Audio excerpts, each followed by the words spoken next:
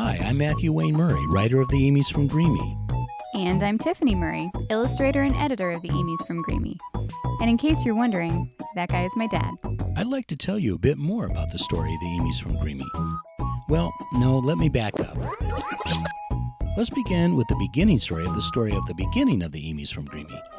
Interestingly, it all started one night about 20 years ago when Mama in her kerchief and I in my cap. No, Dad. You're thinking of 'Twas the Night Before Christmas. Sorry. Okay, let's try this again.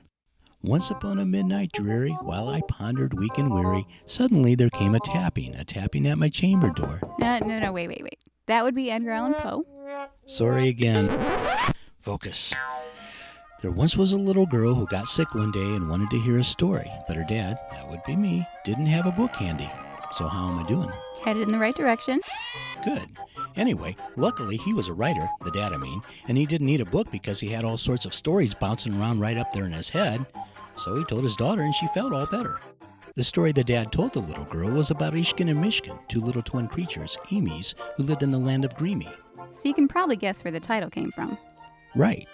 And it just so happened that on the day this story took place, there was a party going on in Greemie, the 410th annual Daffodil Festival celebrating the Eemies' favorite food, the daffodil flower. Of course, you might be thinking to yourself, what exactly does an Eemie look like?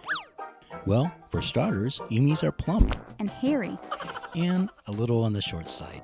With big feet and a hearty appetite. Since Eemies aren't exactly known for their commonsensicalness, their hungry stomachs can sometimes get them into trouble. Especially with the grungles. Although no one has actually seen a grungle for a good long time, Eemies know to be scared of them just the same.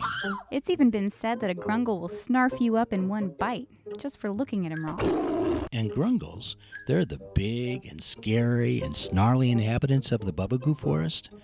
But as long as you stay out of the Bubagoo Forest, well, you should be okay.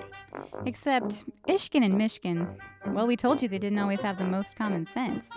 And their little bellies led them further and farther into the daffodil fields until they realized they were lost. And getting lost in the Bubagoo Forest after dark, now that's the scariest thing of all.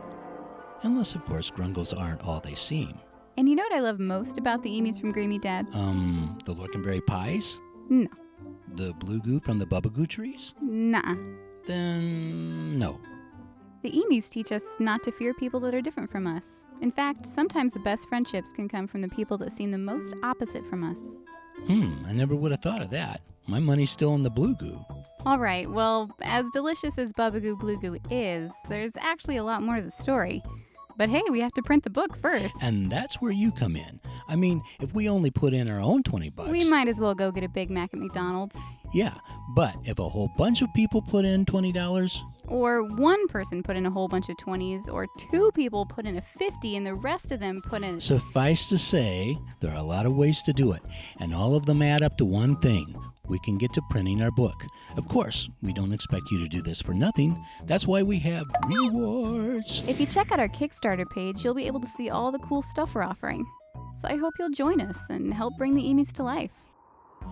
And in the meantime, remember, life's short, so stay away from the Bubagoo Forest and... Take time to stop and smell the daffodils. Right.